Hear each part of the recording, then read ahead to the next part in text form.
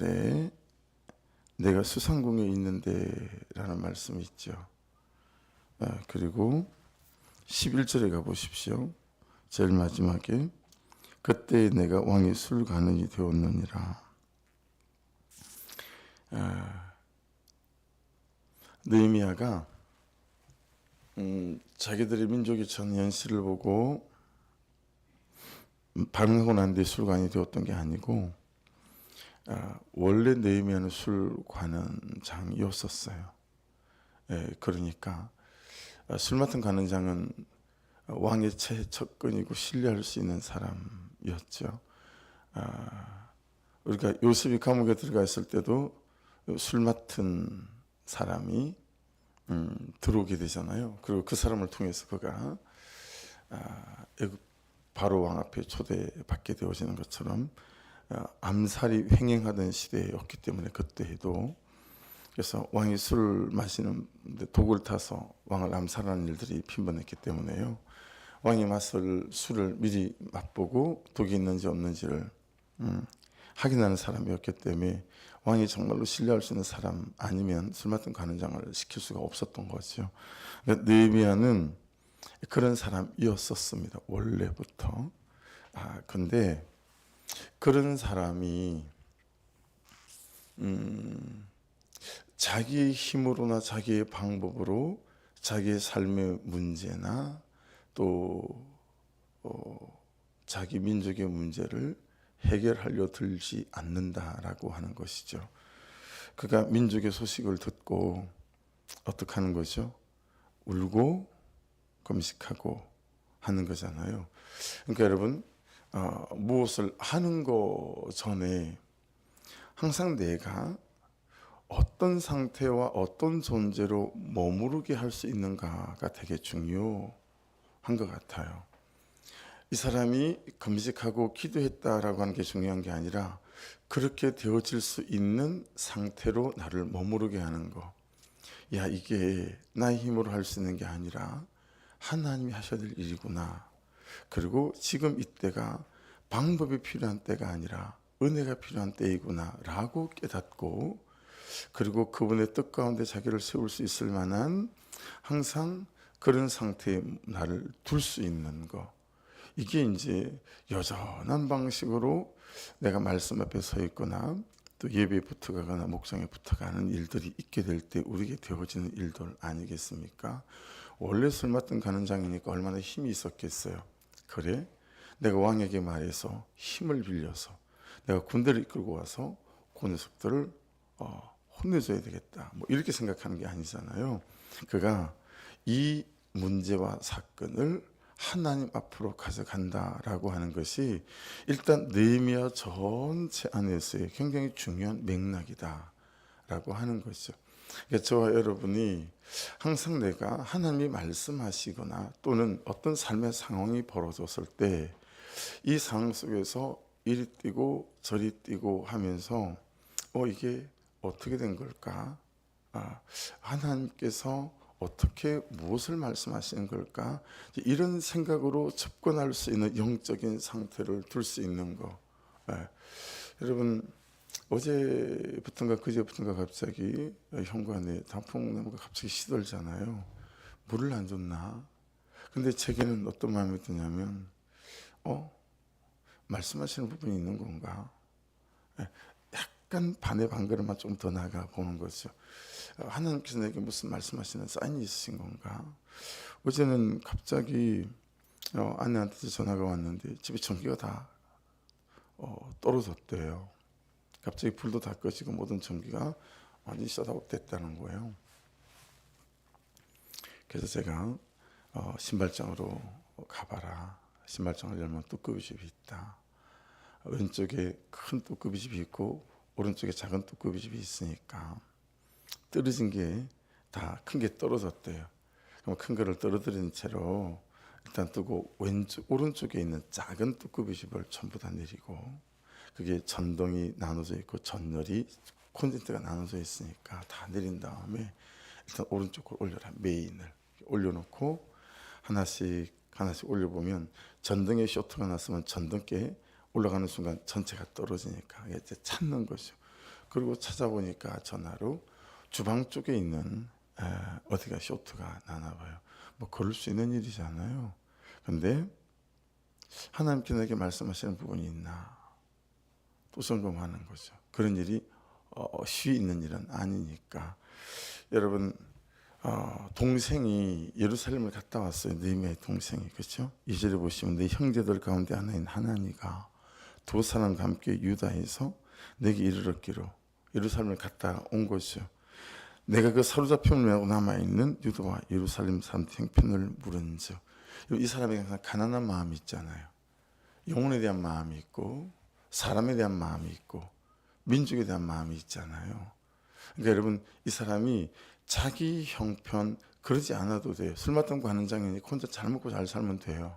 그런데 항상 하나님께서 자기에게 어떤 자리를 주신 것, 돈을 주신 것, 힘을 주신 것, 건강을 주신 것, 그것을 어떻게 생각하는 것이요? 하나님께서 나를 통해 하실 일이 있을 거다 라고 항상 자기 삶을 해석하는 거죠.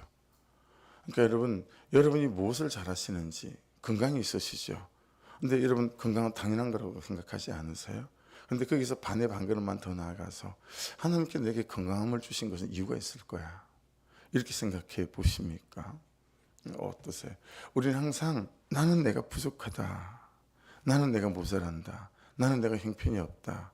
라고 생각하며 항상 부족한 나, 모자란 나, 상처 있는 나, 뭐 여기만 집중하잖아요. 그것은 내가 나를 평소에 영적인 어떤 상태에 둘 수 있을 만한 위치에 두지 못한다라고 하는 것이죠. 항상 느헤미야는 여러분 자기만 생각해도 충분한 사람이 그죠? 그 안에 사람이 들어있고 또 다른 사람에 대한 시선이 들어있고 그래서 동생이 갔다 오니까 물어보는 거잖아. 예루살렘 어떻디? 네, 그죠?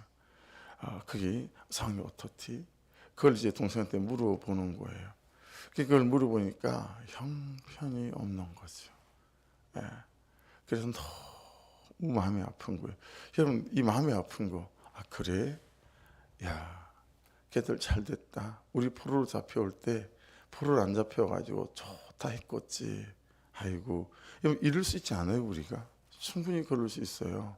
근데 느헤미야는 그 사람들의 형편과 처지를 아파할 수 있을 만한 이 마음의 상태가 준비되어 있었다라고 하는 것이죠. 여러분 기회는 언제 오냐면 이 영적인 상태를 준비하고 있을 때예요. 그때 다른 사람의 영혼이 보이죠. 그리고 그들의 형편을 볼 때 내가 애통함이 생겼어요. 하나님은 애통하는 사람들을 통해서 일하시니까요. 그에게 하나님께서 말씀을 주시고 은사와 능력을 주셔서 사람을 붙이시고 물질을 붙이셔서 일을 하시니까 그죠. 그러니까 여러분 내가 어떤 상태로 나를 유지하고 있는가가 너무 중요합니다. 그의 말을 들었을 때 내게 애통함이 있고 제가 묵상을 할 때 느끼는 지점은 여기인 거죠. 성도들의 형편과 상황을 들었는데 내 마음이 막 짠해지고 어떡하냐 하나님 어떻게 해야 되죠? 이런 준비가 되어 있는 목사인가 아니면 그냥 종교적인 목사로서의 의무 있잖아요. 예, 그렇죠? 목사로서 종교적인 책임이 있잖아요. 거기 안에서만 반응을 하는가 아니면 정말 그 사람의 영적 상태와 상황을 두고 애통으로 반응하는가 이게 전혀 달라지겠죠. 그러니까 그런 상태를 준비하고 있는 거. 그러니까 너무 마음이 아파서 막 울잖아요. 네, 울잖아요. 그렇죠? 이게 이제 감정적인 반응 같지만 그 감정적인 반응을 아무나 하나요. 한번 생각해 보세요. 최근에 여러분이 남편 때문에 울어보신 적이 있으세요? 아내 때문에 통곡하며 울어본 적이 있고 내 자녀들 때문에 또는 목장 식구 누구 때문에 내가 정말 마음이 막 아려오고 막 이래서 막 울지 않으면 안 되는 그런 감정적인 반응을 해본 적이 있는가? 감정적인 반응이 안 되면 영적인 반응도 거의 따라붙지가 않죠. 이 감정적인 반응으로 근데 느헤미야가 풀어가는 방식은 끝나지 않고 어떻게 한 것이죠? 내가 술 맡은 거 하는 장이지만 힘이 있지만 야 이걸로 안 되는 거구나. 이건 전적으로 하나님께로 가져가야 될 문제고 하나님께 하셔야 될 일이다 라고 하는 부분에 있어서 그가 반응하는 영적인 반응이 나오는 걸 볼 수 있습니다. 자, 그래서 이 새벽에는 내가 감정적으로 반응해야 될 사람들은 혹시 없나? 두 번째, 내가 영적으로 반응해야 될 또 일들은 없나? 이걸 적용해 봐야 되겠죠. 오늘 아침에 눈에 띄는 건 여러분 그 3절에 중간쯤에 보시면 그들이 내게 이르되 사로잡힘을 면하고 남아있는 자들이라는 부분이에요. 여러분 다 포로로 잡혀갈 때 남아있는 자들은 어땠을까요? 야, 우리는 살았다. 우리는 안 잡혀간다. 그랬을 거 아니겠어요, 그렇죠? 여러분, 자, 잘 생각하고 들으셔야 합니다. 예루살렘 성이 BC 586년에 이렇게 바벨론에서 망하잖아요. 남유다가 망해서 이제 다 포로로 1차, 2차, 3차 포로로 끌려가요. 그랬을 때 야 어떻게 하든 포로로 끌려가지 않도록 해야 된다. 이 사람들이 얼마나 궁리하고 연구해서 포로로 끌려가지 않았는지도 모르겠죠. 이때 포로로 끌려갈 때 여러분 우리가 뭘 보면 아냐면 다니엘서를 보면 알잖아요. 똑똑하고 재능 있고 은사 있고 돈 좀 있고 공부 좀 했고 가문 좀 좋고 다 끌려갔어요. 그런 모습을 보면서 어떻게 하든 안 끌려가고 어떻게 하든 남아 있으려고 하고 야 끌려갈 때 끝이다. 근데 여러분 그 시대에 예루살렘이 망하고 그리고 그들이 끌려가는 것은 하나님의 섭리와 계획 안에 있는 거였어요. 남아있는 자들이 잘된 자가 아니라 끌려가는 자가 잘된 자이다 라고 하는 것이죠. 이해되시죠? 오해하지 않을 수 있으시죠? 하나님의 구속사 안에서 여러분 이런 일 저런 일을 당하실 때 저와 여러분이 믿음으로 잘 당할 수 있기를 주의 이름으로 축복합니다. 병 걸린 나가 저주받은 게 아니에요. 병 걸린 내가 하나님의 섭리와 계획 안에 충분하게 머무르고 있을 수 있는 사건들이다라고 하는 거예요. 피해가서 잘 됐다가 아니라 하나님께서 그 역사적으로 간섭하실 때 그것을 당하는 그 속에 있는 것들이 오히려 내 죄를 볼 수 있는 계기가 되어지고 내 삶을 통해하고 자복하는 계기가 되어지고 그래서 여러분 보세요. 끌려가서 핍박당하는 사람들은 어떻겠어요? 통회하고 자복하고 회개하는 기회가 되고 은혜의 때가 됐겠죠. 근데 여러분 남아있는 자들을 위해서 여러분 뭐 하냐면 그들의 형편을 한번 보실래요? 그건 환난을 당했어요. 그 지방 거기에서 의미 있지 않아요? 남아있어서 살았다. 잘됐다. 와, 저 끌려가는 자들은 하나님의 계획 속에 없는 자들이고 남아있는 우리는 하나님의 계획 속에 있는 자들이다. 그렇게 생각할 수 있죠. 우리는 그리고 그런 식으로 잘 반응해요. 그가 암에 걸리고 내가 암에 걸리지 않았으니 와. 근데 여러분 암에 걸린 그는 통회하고 자복하는 은혜의 때를 맞이할 수 있지만 오히려 병 걸리지 않은 나는 회개하고 통역하지 않아 살았다. 은혜의 때가 안 되고 통회와 자복의 때가 안 된다라는 거죠. 우리의 믿음의 대전제는 뭐예요? 예수 그리스도의 재림 아니겠어요? 그래서 우리 성결교회도 사중복음이라고 불러요. 중생, 성결, 신유, 재림. 내일 주님이 오실 것처럼 오늘을 사는 거죠. 그런 사람들이라고 한다면 병 걸리고 안 걸리고가 중요한 게 아니라 회개하고 통회하고 자복하느냐. 이게 더 중요한 거 아니겠어요? 여러분 이 남아있는 자들이 바로 따라붙는 단어가 뭐예요? 그 지방 거기에서 살았다 싶은 거기에서 뭘 당하죠? 큰 환난을 당해요. 두 번째 능력을 받아요. 세 번째 예루살렘 성이 다 무너졌어요. 다섯 번째 성문들이 불탔어요. 이제 이 사람들을 지켜주는 건 아무것도 없는 거예요. 왜요? 통회하고 회개하고 자복할 은혜 때를 놓쳐서.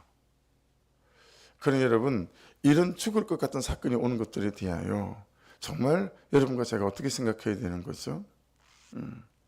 오히려 그게 구속사 안에서 볼 때는 절망의 바다가 아니라 구속사의 바다가 되어진다라고 하는 것이니 성도는 그리스도에는 사건이 있는 것을 겁내면 안 되고 사건이 없는 것을 겁내고 통회하고 자복하고 회개할 기회 때가 없는 것을 겁내야 됩니다. 왜냐하면 우리는 전제가 뭐예요? 살아계신 하나님 안에 있고 구속사라고 하는 것은 나를 사랑하시는 하나님 안에 있고 그게 구속사죠. 살아계시고 나를 사랑하시고 그리고 나에게 놀라운 결과 갖고 계시는 그 하나님 안에 있다라는 게 구속사 아니겠어요? 그러니 어떤 사건도 나를 죽이겠다고 오신 것이 아니고 나를 살리겠다고 오신 사건이니 홍해 바다가 절망의 바다가 아니라 구속사의 바다인 것처럼 여러분 BC 580년에 예루살렘이 망하지만 이 사건은 하나님께서 그들을 살리자고 오신 사건이에요. 아멘이시죠? 아멘이에요. 살리자고 오신 사건이에요. 바빌론 70년 포로 생활을 살리자고 오신 사건이에요. 그래서 자기들은 남아있어서 이제 살았다 휴 했는데 여러분 이 5가지 불타 없어져 버려요. 전부 다. 그렇죠? 그래서 이 말을 듣고 앉아서 울고 수일 동안 슬퍼했고 하늘이 하나님 앞에 금식했다라는 거예요. 그러니까 여러분 남아있고 안 남아있고 포로 잡혀가고 안 잡혀가고 어떤 사건을 당하고 하는 사건 하나도 중요한 게 아니에요. 그죠? 내가 하나님 안에서 회개하는 때로 자복하는 때로 통회하는 때로 이 때를 보내느냐 여기에 중심이 있는 거죠. 그러니 여러분 사건을 겁내지 마십시오. 회개하지 않는 나를 겁내야 됩니다. 통해가 없고 자복이 없는 나를 겁내야 됩니다. 그죠? 특별히 평안할수록 더 그리하셔야 됩니다. 여러분 술 마통 가는 장은 최고의 직위였습니다. 더 이상 올라갈 수 없을 만한 이 땅에서의 성공을 말하는 것이고 풍요로움을 말하는 것이고 세상적인 인정을 말하는 거예요. 그죠? 근데 느헤미야는 그것만 있으면 문제였겠으나 그것보다 더하게 이 자리를 주신 것은 여기에 나를 세우신 것은 이때를 있게 하신 것은 하나님께서 하나님의 뜻 가운데 나를 쓰시기 위함이다라고 하는 그 깨어있음, 살아있음, 그 누구를 위해서 울 수 있을 만한 애통한 마음이 준비되어 있는 느헤미야였기에 여러분 그가 하나님의 사역 가운데 나아갈 수 있었다. 그래서 무엇이 준비되어 있지? 아파트가 준비되어야 되는 게 아니고요. 통장 잔고가 준비되어야 되는 게 아니고요. 열심히 운동해서 좋은 건강이 준비되어야 되는 게 아니라 가장 먼저는 이 애통할 수 있는 마음 이게 준비되어 있어야 되죠. 나에 대하여 애통해 할 수 있는 마음 내 죄 때문에 그리고 내 주변 가족과 그 사람들로 애통할 수 있는 마음이 예비되어 있어야 된다. 이 일이 우리가 깨어 있어야 될 중요한 이유인 것 같습니다. 이제 그러면서부터 그가 단지 감정적인 반응으로 끝내지 않고 영적인 반응을 시작하면서부터 이제 일이 시작되었습니다. 그래서 5절을 보시면 하늘의 하나님 여호와 첫 번째 하나님에 대한 인식이죠. 두 번째 크고 두려우신 크다라는 하나님이 두 번째죠. 그 다음에 두려우신 하나님 그렇죠. 그리고 하나님의 명확한 인식 전제를 갖고 있죠. 너무 중요하죠. 주를 사랑하고 주의 계명을 지키는 자에게 언약을 지키시며 긍휼을 베푸시는 주여 간구하나이다. 정확하게 하나님을 아는 것에 대해서 그리고 내가 정확하게 하나님에 대해 반응할 수 있다라고 하는 것을 알 수 있습니다.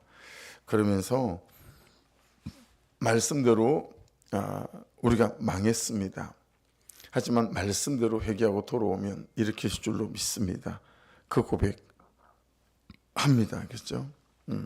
8절에 옛적에 주께서 주의 종 모세에게 명령하시되 만일 너희가 범죄하면 내가 너희를 여러 날 가운데 흩을 것이요 만일 내게로 돌아와 내 계명을 지켜 행하면 너희 쫓긴 자가 하늘 끝에 있을지라도 내가 거기서부터 그들을 모아 내 이름을 두르고 택한 곳에 돌아오게 하리라 하신 말씀을 이제 청하건대 기억해 주십시오.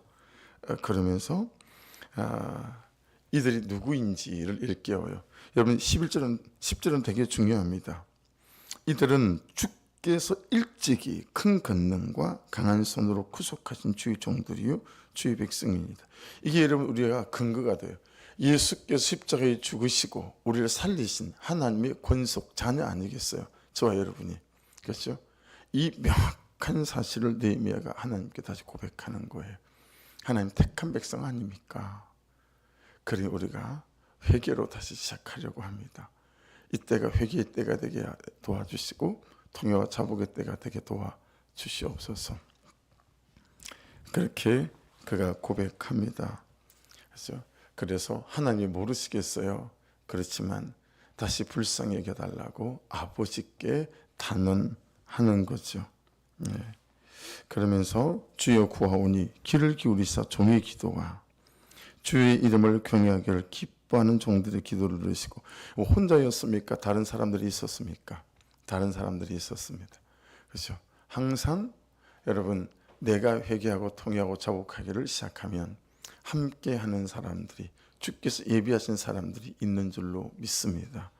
그래서 내가 회개하지만 하나님의 역사는 여기저기 저기서 또 배후에서 역사하시는 하나님의 일들이 있음을 알 수 있죠. 그때 내가 왕이 술관원이 되었느니라. 이미 술관원이 되었지만 그때 술관원이 되었다라고 하는 것은 자기가 아니라 이제 술관원이라고 하는 이 직책이, 이 하나님의 예비하심이 이제는 일할 때가 되었다라는 의미가 되어지는 거죠. 하나님께서 지금까지 술 맡은 관원이 되게 하신 그 섭리 속에서 이제 하나님의 일을 하시는 때가 되었다라고 하는 것을 말씀하고 있습니다. 아무쪼록 여러분 오늘 큐티책 제목이 은혜를 잊게 하옵소서라고 되어져 있잖아요. 내 힘으로 덤비는 모든 일들을 다시 한번 주의 은혜를 입어 하나님 앞으로 다 들쳐매고 보따리 들고 가셔서 거기서 풀어놓아 하나님 이래요, 이 모양입니다. 하나님 저를 불쌍히 여겨주시고 긍휼히 여겨주시고 살려주시옵소서. 통회하고 고백하고 자복하는 이 반응 속에 이때를 위해 하나님께서 우리를 끌고 오신 것이니 이제부터는 하나님의 일들이 시작될 수 있는 놀라운 은혜 때임을 믿고 저와 여러분이 그렇게 하나님 항상 내 마음이 준비되어 있도록 이 긍휼한 마음, 애통하는 마음이 예비되어져 있도록 아버지 은혜를 부어 주옵소서라고도 기도하시고, 하나님 감정적으로만 막 혈기로만 반응하지 아니하고 이를 하나님께로 가져가 영적으로 반응하는 은혜의 때가 될 수 있는 아버지 은혜를 부어 주옵소서. 남아있어서 잘됐거니 했는데 남아있는 것이 잘된 게 아니라 회개할 수 있는 사건을 만난 것이 잘된 것이라는 사실을 날마다 기억하게 도와주셔서 죽을 일, 살 일을 구분치 않고 회개할 일, 회개 못할 일을 구분함으로 주의 은혜 가운데 쓸 수 있도록 인도해 주옵소서. 고백하는 이 새벽 되길 원합니다. 주여 한번 부르고 말씀 붙잡고 기도하시고, 여러분이 애통해줘야 될 영혼들이 있습니다. 그렇죠? 그 영혼들을 좀 붙잡고 기도해 주시기를 간절히 부탁을 드립니다. 그래서 우리 성교부 집사님 가정을 위해서도, 이원숙 집사님과 그 가정을 위해서도 기도해 주시고, 병원과 또 그의 가족인 한윤옥 집사님 가정을 위해서도, 또 첫째 아들을 위해서도 중보해 주시고 놓지 마시고 기도해 주시고, 샤크를 위해서 기도해 주십시오. 하나님은 믿어지는데 예수가 믿어지지 않는 나면서부터 그쪽에서는 예수 그리스도는 그리스도가 아니고 메시아가 아니니까요. 샤크와 백살롬 집사님 보미까지 그 가정을 여러분 사무치게 여러분이 감정적으로 반응해 주시고 영적으로 반응해 주셔야 될 또 은혜의 때가 왔습니다.